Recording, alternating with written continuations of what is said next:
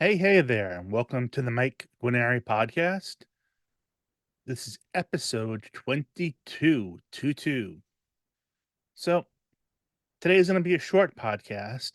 So I just want to build on to yesterday's, which was about ancestor veneration. If you haven't already listened to that one, I suggest you go back and give it a listen. Ancestor veneration, as we discussed, it was honoring and respecting our ancestors, those who came before us, because they made us who we are. But there's one further step we can do with our ancestors, and that's ancestor spirituality. It's similar but different from ancestor veneration. And I'm want to kind of show you the distinctions as we go through it. Ancestor spirituality, it involves honoring and connecting with spiritual practices of our ancestors. And I don't necessarily mean religious practices, I mean spiritual practices. What they did, whether they meditated or whatever else, or they walk circles around a holy well, or whatever they may have done. And I base this on the belief that ancestors hold wisdom and knowledge that can be passed down over the generations. I don't know exactly what it's called. I call it spiritual DNA. I mean, if physical characteristic and medical characteristic traits can be passed on through DNA, why can't spiritual attributes? That just because scientists haven't discovered it doesn't mean it doesn't exist. And I kind of do believe it exists because it makes sense. So, what you want to do is connect with your ancestors' spiritual practices. That way, you can access the wisdom. So, I'll give you an example, which I'm probably going to be talking about soon anyway on the podcast. A spiritual practice of the ancient Celts, which is one of my ancestry lines back into Ireland to the Celts. And they had a practice which was adopted by the Catholics when they came. It's called walking in the rounds. And I'm not going to get into the details. I'm going to save that for a separate podcast. But it was a very solemn and spiritual thing. No, very almost like meditative and self reflective. And it was very important to them that they do it. That's just one example. And that's one of the things I've tried and used. And I think I got some benefit out of it. I think I would have gotten more benefit out of it if it didn't kill my back walking, but that's kind of the thing I'm talking about. Or another one is, the Celts, they traveled to the bogs. The bogs, the water were very important to them. And I don't want to get into why that is right now, but even to today, people in Ireland, especially in the um more Irishy areas, the native speakers. My friend is from the Connemara Gaeltacht, and he and his family always went to the bogs. That's just where you went.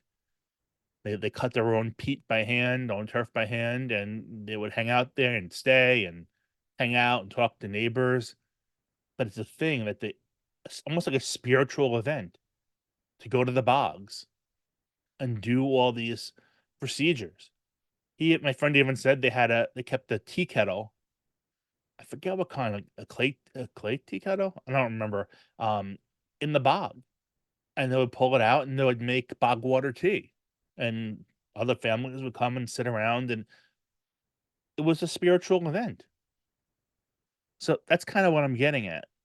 So, in very simple terms, if you wanna begin an ancestor spiritual practice, these are general steps. First, you need to learn about the spiritual practices of your ancestors. Um, Many Americans are like me, are mutts, a little of this, a little of that, a little of the other thing. So pick which one speaks to you. Maybe you'll get to all of them, all your different backgrounds. But for now, pick the one that speaks to you the most. Then do a little research.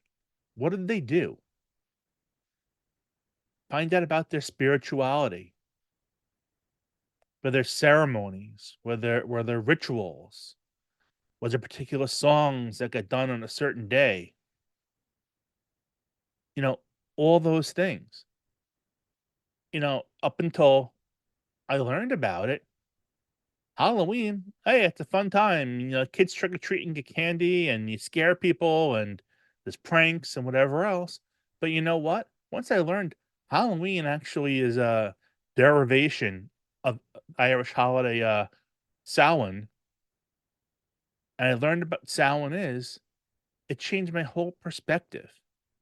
That was a very spiritual time for the people, October 31st into November 1st. It was the last harvest of the year. It was the start of their new year in the pagan calendar. They tried to get rid of things that foods that were gonna go bad that they couldn't winterize or save. Meats were salted and whatever else to save them, and they were going into the dark time of winter, and they believed that that was the time when the veil between their world and the other world was thinnest, and that's where all the costumes came from on Halloween, is because their theory was they needed to scare the evil spirits away, to let the spirits, the ghosts of their ancestors come and visit with them, and this is if any time of the year this was gonna happen, it was on Halloween. I mean, Christianity took it too. That's why we have All Saints Day. But I digress. I just wanted to, kind of give you an example of a spiritual practice, another one that I researched, learned about, and now incorporate into my life. I look at Halloween in a completely different way.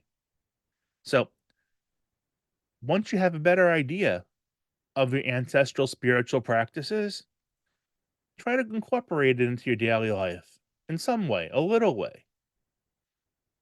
If it's some elaborate ceremony or something, or at 12 noon on such and such day, they belted out some particular song and you're at work or something, don't pick that one. But you get what I'm saying. Research, find something, find what works for you, and try it out. I mean, it can be simple as lighting a candle on a certain time in honor or dedicated to a certain person or a certain deity, or reciting a prayer, even if it's not religious spirituality, there still could be, generic prayers or poems or whatever. Like it's mentions the holidays and the festivals. The Celts had the wheel of the year with their different holidays in there. So you have to look and see what works for you. And look, in this case, different than the ancestor veneration to a degree, you don't have to even know who your ancestors were.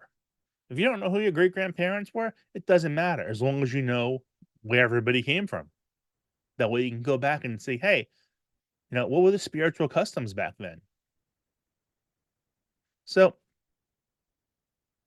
as a quick summary, ancestral spirituality as opposed to ancestor veneration, it can provide you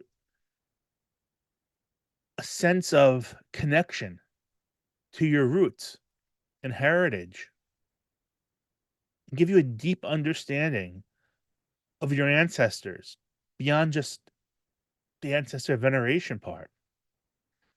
This as well will help you build that strong foundation that I keep talking about and make it stronger and stronger. So everything you build upon it to treat any mental health issues with other practices, they'll be standing on firm ground. So that's what I have for you today. As a reminder, if you haven't already done so, please head over to MikeGuarneri.com and sign up for my email list so you won't miss any of the cool happenings coming down the pike. If you've already signed up for the email list, thank you for doing that. So, until next time, everybody, stay well.